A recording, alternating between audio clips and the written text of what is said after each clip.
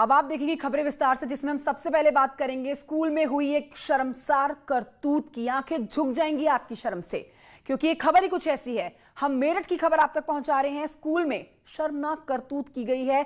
Rishabh academy की हम बात कर रहे हैं, स्कूल की हम बात कर रहे हैं, जहां पर महिला टीचर्स का हंगामा देखने को मिला है। टॉयलेट में हिडन कैमरे लगे होने के आरोप इन महिलाओं ने लगाए हैं। स्कूल संचालक पर यौन शोषण का आरोप लगाया है। हंगामा करती हुई ये स्कूल की टीचर्स, आप देखिए इन तस्वीरों में मेरठ की खबर। स्कूल संचालक पर ब्लैकमेलिंग का भी आरोप लगा रही हैं ये टीचर्स। संचालक के खिलाफ मुकदमा दर्ज कराया गया है। मामले की जांच में पुलिस जुट चुकी है।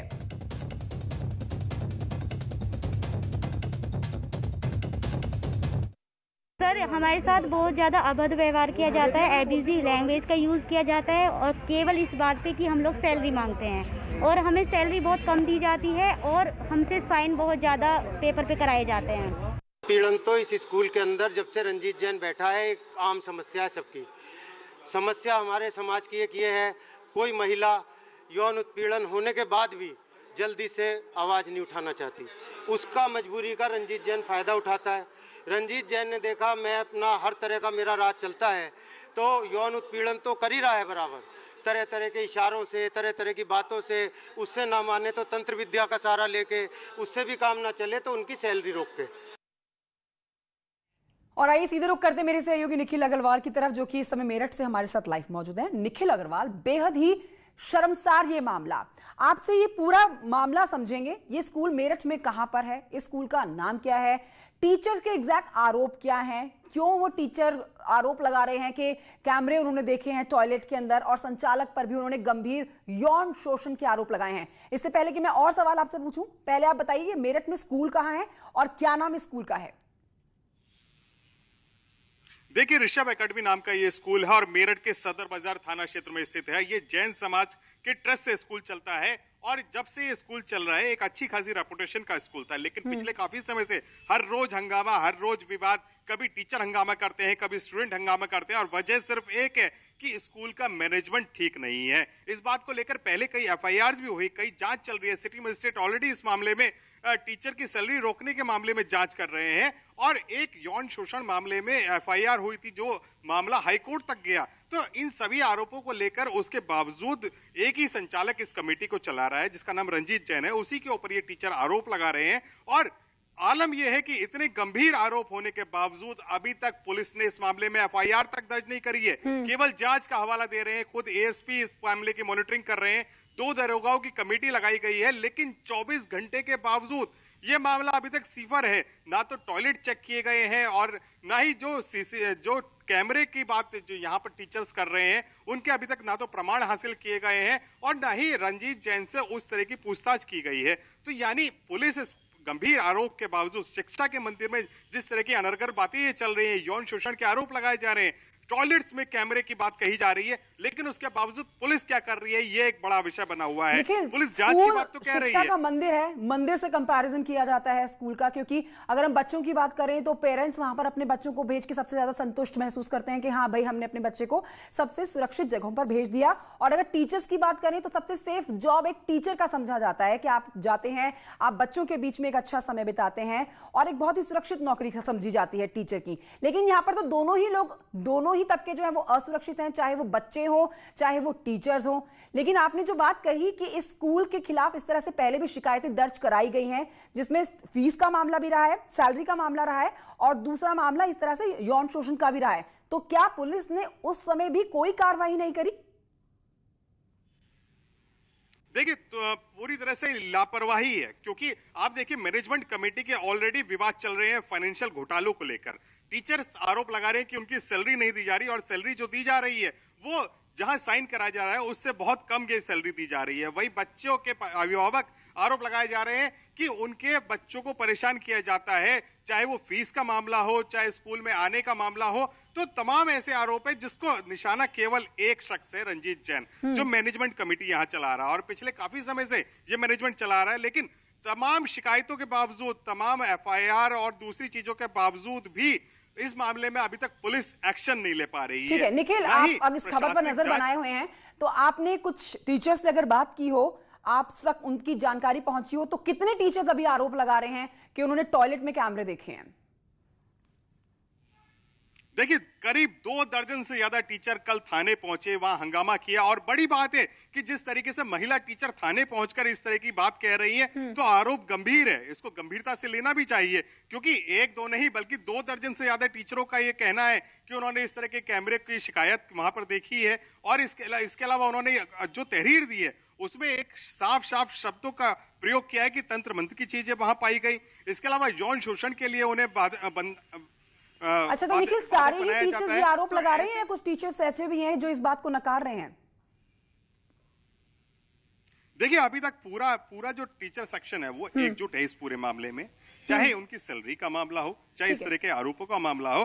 और जो उन्होंने लिखित तहरीर दी है, उस तहरीर के मुताबिक अगर आप देखें तो उसमें साफ तौर पर कैमरों की बात कही गई है। जो यौन शोषण के लिए उन्हें ब्लैकमेल किया जाता है उसकी बात कही गई है, तंत्र मंत्र की बात कही गई है। तो इन पूरे मामले को लेकर एक बड़ी विस्तृत जांच की आवश्यकता है। प्रशासन को इसमें एक्शन लेना होगा, पुलिस नहीं बल्कि प्रशासनिक अधिकारी को इन्वॉल्व होकर ऐसे मैनेजमेंट कमेटी और सबसे अहम भूमिका जो निभानी होगी वो पुलिस को निभानी होगी। पुलिस को अब इस पूरे मामले पर जड़ तक जाकर कार्रवाई करनी होगी, पूछताछ लोगों से करनी होगी, छानबीन करनी होगी। शुक्रिया आपका निखिल, जानकारी के लिए। बढ़ते हैं आगे। अब आप देखेंगे एक और खबर जो कि कानपुर से आ रही है, जहां पर गालीबाज दारोगा की हम खबर आप तक पहुंचाएंगे। गालीबाज दारोगा का ऑडियो वायरल हुआ है। देर रात घर के बाहर निकले हुए युवक को इसने गालियां दी हैं। दारोगा ने पार कर दी हैं अपनी सारी हदें, बदसलूकी की सारी हदें पार हो चुकी हैं गालियों के द्वारा। पराग देवी चौकी इलाके में ये इंचार्ज हैं, जहां का ये ऑडियो अब आप सुनेंगे, जहां आनंद पांडे जिनके ऊपर ये आरोप लगा रहे हैं गाली देने का।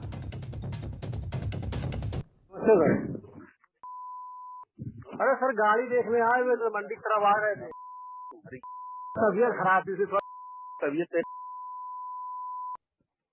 हाँ, और ये कह रहे हैं सर गाड़ी देखने आए थे, गाड़ी छोटा एक बार देखने आए थे सर, तो क्या कर रहा है सर गाड़ी।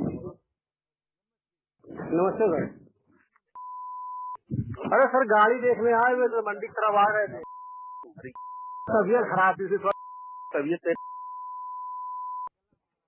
हाँ, और ये कह रहे हैं सर गाड़ी देखने आए थे, गाड़ी छोटा एक बार देखने आए थे सर, तो क्या कर रहा है सर गाड़ी। तो आप ये ऑडियो आधा अधूरा ही सुन पाएंगे क्योंकि पूरा इस ऑडियो को हम आप नहीं सुना सकते। गालियां कुछ इस तरह से दे दी गई हैं कि आपकी नजर शर्म से झुक जाएंगी। दरोगा जिनसे एक युवक बात करता है और भद्दी भद्दी गालियों के साथ जवाब दे रहे हैं दरोगा साहब। श्याम तिवारी इस खबर पर ज्यादा जानकारी के साथ मौजूद है। श्याम तिवारी, ये ऑडियो हम पूरा नहीं सुना सकते अपने दर्शकों को, जैसा कि आप जानते हैं, क्योंकि इसके अंदर कुछ इस तरह से गालियां दी गई हैं वो शर्म से आंखें झुका देंगी। मानो ऐसा लग रहा है जैसे कि दरोगा साहब किसी गाली के कंपटीशन को जीतना चाहते हैं। हो क्या गया था कि युवक की हर बात का जवाब भद्दी भद्दी गालियों से दे रहे हैं? देखिए, आपको बता दें, गोविंद नगर थाना क्षेत्र में 13 ब्लॉक का एक इलाका है जहां पर सब्जी मंडी लगती है। देर रात तकरीबन 1 बजे युवक वहां पर खड़ा था, जहां पर कुछ सिपाही गश्त करते हुए पहुंचे और उस सिपाहियों ने युवक को रोका टोका तो युवक ने सिपाहियों से अभद्रता कर दी, जिसके बाद सिपाहियों ने फोन करके चौकी इंचार्ज को बुला लिया। चौकी इंचार्ज जब मौके पर पहुंचे तो उन्होंने बात को समझने का प्रयास नहीं किया कि आखिर यह युवक घर के बाहर क्यों खड़ा हुआ था, और उन्होंने उसको गालियां देना शुरू कर दिया। और वो युवक फोन पर किसी दूसरे शख्स से बात कर रहा था। इसी दौरान जो चौकी इंचार्ज गालियां दे रहे थे, वो जो दूसरा शख्स जिससे बात कर रहा था उसके फोन पर वो सारी गालियां रिकॉर्ड हो गई, जो ये बता रही हैं कि किस तरीके की मनोस्थिति में पुलिसकर्मी है कि वो किसी की बात सुनना नहीं चाहते, जरा सी बात पर उखड़ जाते हैं और इस तरीके की गाली गलौज और अब्यूसिव भाषा का प्रयोग करते हैं। वाकई में शर्मसार है ये ऑडियो, शर्म आ रही है इसको सुन के, और हम पूरा सुना भी नहीं सकते अपने दर्शकों को, श्याम। लेकिन अब इस पूरे मामले पर और अधिकारियों की तरफ से क्या स्टेटमेंट सामने आ रही है? एक्शन लिया जाएगा इन दरोगा साहब पर कुछ? देखिए, निश्चित तौर पर जिस तरीके से ये ऑडियो वायरल हुआ है उस पर एक्शन जरूर लिया जाएगा, लेकिन बार बार एक बात को ध्यान देना जरूरी है कि पिछले दिनों भी एक ऑडियो वायरल हुआ था, एक महिला को चौकी इंचार्ज गाली दे रहे थे।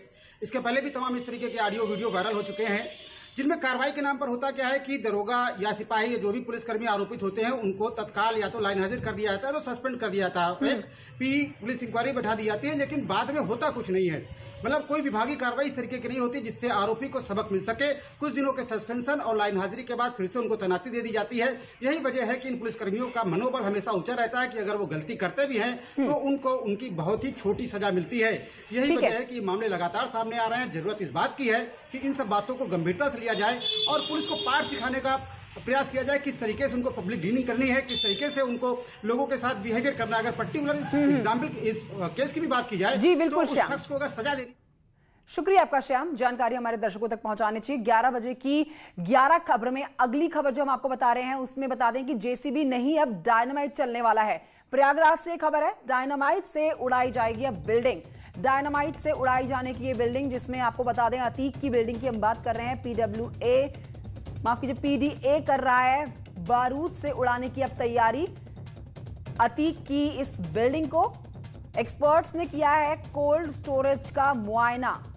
तो अतीक की एक के बाद एक अवैध निर्माण से बनी हुई इन बिल्डिंग्स को धराशायी किया जा रहा है। उसी कड़ी में आपको ये बड़ी अपडेट दे रहे हैं कि अब डायनामाइट से उड़ा दी जाएगी अतीक की अब एक और बिल्डिंग। सर्वेश मेरे सहयोगी और जानकारी के साथ। सर्वेश, ये अतीक की बिल्डिंग को जो डायनामाइट से उड़ाने की तैयारी चल रही है उस पर अब तक क्या तैयारियां बना ली गई हैं और कब तक इस कार्रवाई को अंजाम दिया जाएगा? देखिए, बाहुबली अतीक अहमद के खिलाफ लगातार कार्रवाई जारी है। योगी सरकार लगातार एक्शन में है प्रदेश के बड़े भूमाफियाओं और अपराधियों के खिलाफ। उसी कड़ी में प्रयागराज में अतीक अहमद के खिलाफ भी लगातार कार्रवाई हो रही। करीब 2 हफ्ते पहले ये कार्रवाई शुरू हुई थी और अब तक 11 संपत्तियों को अतीक के कुर्क किया गया है और कई संपत्तियों पर बुलडोजर चलाया गया है। इसी कड़ी में झोसी के कटका में अतीक की पत्नी शाइस्ता परवीन के नाम जो कोल्ड स्टोरेज था उसको भी कुर्क किया गया था और 17 सितंबर से उस कोल्ड स्टोरेज को गिराए जाने की कार्रवाई शुरू की गई थी। लेकिन अभी कई दिनों के बाद भी अभी 10% ही हिस्सा गिराया जा सका है, क्योंकि 5 मंजिली करीब बिल्डिंग है जहां पर जेसीबी से उसको तोड़ पाना संभव नहीं हो रहा, क्योंकि वो बगैर नक्शे के है और पीडीओ को ध्वस्तीकरण की कार्रवाई करनी है। ऐसे में पीडीओ अब एक्सपर्ट की मदद ले रहा है कि किस तरह से बारूद लगाकर यानी डायनामाइट लगाकर उस बिल्डिंग को गिराया जाए। लेकिन सबसे बड़ी समस्या इसमें यह आ रही है कि इस बिल्डिंग को गिराने में किसी तरह की जनहानि न हो, इसके साथ ही साथ आस पास के जो भवन है उनको उस बारूद से कोई नुकसान न हो। ये भी एक बड़ी चिंता प्रशासन की है और पीडीए की है। इसको सर्वेश दुबे, बहुत शुक्रिया आपका जानकारी के लिए। तो डायनामाइट से अतीक की अब एक इमारत को उड़ाने की तैयारी पूरी कर ली गई है। जल्दी इस कार्रवाई को अंजाम दिया जाएगा। Welcome back. 11 बजे की 11 खबर आप देख रहे हैं और अब आगे बढ़ेंगे। हम ब्रेक के बाद सुल्तानपुर की खबर आप तक पहुंचा रहे हैं। इनामी बदमाश यहां गिरफ्तार किया गया है। पुलिस और बदमाशों के बीच में मुठभेड़ हुई। 3 अपराधियों को लगी है गोली। तीनों पर 25-25 हजार का इनाम घोषित हो रखा है। मुठभेड़ में एक दारोगा भी जख्मी, सभी को अस्पताल में भर्ती कराया गया है। सीमेंट व्यापारी की गोली मारकर हत्या की थी इन्होंने। 25-25 हजार रुपए का इनाम इन तीनों पर घोषित था।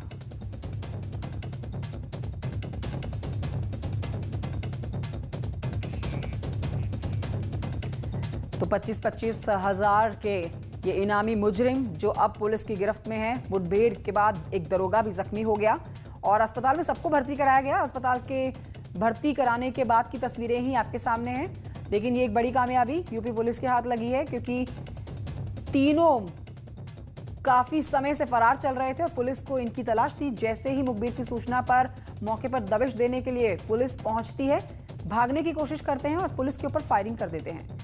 जवाबी फायरिंग में पुलिस भी फायर जब करती है, घायल होते हैं तीनों बदमाश और अस्पताल में इनको भर्ती करा दिया गया है। 25-25 हजार के इनामी हैं ये बदमाश। 25 हजार रुपए का इनाम इनके सर पर घोषित था और पुलिस लगातार दबिश दी हुई थी इन बदमाशों को पकड़ने के लिए।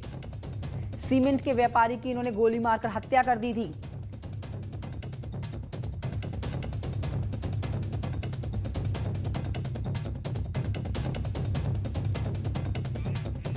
आलोक मेरे सहयोगी और जानकारी के साथ इस खबर पर है मौजूद। आलोक, ये बड़ी कामयाबी, 25-25 हजार के इनामी है तीनों बदमाश। फिलहाल इनकी हालत कैसी है? पुलिस की गिरफ्त में तो आ चुके हैं। देखिए कंचन, आपको बता दें कि कुछ दिन पहले गोसाईगंज इलाके में एक दिन दहाड़े हत्या हुई थी। इसके बाद जो है पुलिस ने इस मामले 25-25 हजार के 3 इनामी बदमाशों को मुठभेड़ के दौरान मुठभेड़ हुई, जिसमें कि एक दरोगा समेत 3 बदमाश घायल हैं। फिलहाल खतरे की हालत से वो बाहर हैं। जिला अस्पताल में उनका इलाज चल रहा है। जी आलोक, बहुत शुक्रिया आपका जानकारी के लिए। तो आलोक श्रीवास्तव मेरे सहयोगी बता रहे थे कि 25 हजार रुपए के इनामी ये बदमाश मुखबिर की सूचना पर पुलिस मौके पर दबिश देके इन तीनों को पकड़ लेती है मुठभेड़ के बाद। अगली खबर है मैनपुरी से, जहां पर डेंगू से 17 लोगों की मौत हो गई है। मैनपुरी में डेंगू ने बरपाया है अपना कहर। पिछले 21 दिनों में 17 लोगों की जान गई है डेंगू से। 200 से ज्यादा लोग अब भी पीड़ित हैं। पूरी तरह से स्वास्थ्य महकमा में हड़कंप मचा हुआ है। बड़ी लापरवाही का आरोप उन पर लगा हुआ है। गांव से पलायन अब लोग कर रहे हैं, मजबूर हैं घर छोड़कर पलायन करने को। तो डेंगू से 17 लोगों की जान गई। 200 से ज्यादा लोग अब भी पीड़ित बताए जा रहे हैं। हर घर में मातम पसरा हुआ है। डेंगू ने कहर बरपा दिया, 17 लोगों की जान ले ली। मैनपुरी से खबर। इस बीच आपको बताएं कि स्वास्थ्य महकमे पर बड़ी लापरवाही का आरोप लग रखा है।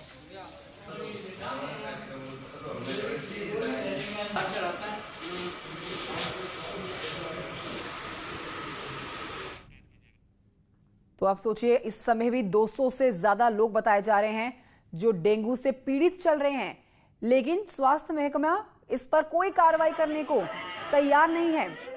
कोई कदम नहीं उठाए जा रहे हैं। यूपी के मैनपुरी से आप तस्वीरें देख रहे हैं। घरों में मातम पसरा हुआ है, लोगों का रो रो कर बुरा हाल है।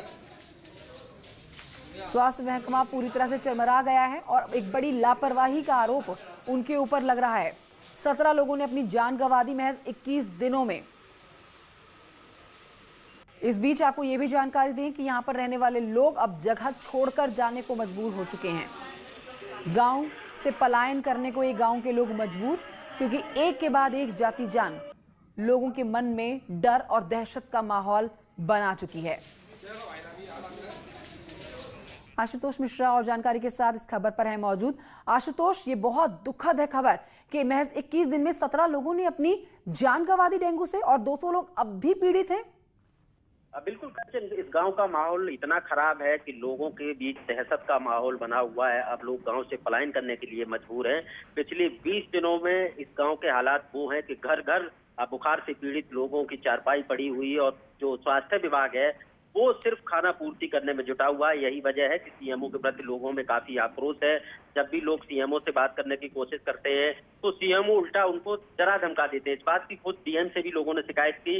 अभी लगातार 2 दिन से डीएम और एसपी मैनपुरी गांव में जा रहे हैं। अभी थोड़ी देर पहले ही जिलाधिकारी और सीडीओ और तमाम जिले के आला अधिकारी मौके पर पहुंचे हुए हैं और कीटनाशक दवाओं का छिड़काव कराया जा रहा है। लखनऊ से भी 3 सदस्यीय टीम आई हुई है और वो जानने की कोशिश कर रही है कि आखिरकार क्या वजह है कि लगातार लोगों की मौत हो रही है। और वाकई में आशुतोष, वाकई में जो कदम अब उठाए जा रहे हैं वो कदम बहुत पहले उठाए जाने चाहिए थे। अगर ऐसा हुआ होता तो शायद 17 लोग अपनी जान महज 21 दिन में नहीं गंवाते। शुक्रिया आपका जानकारी के लिए।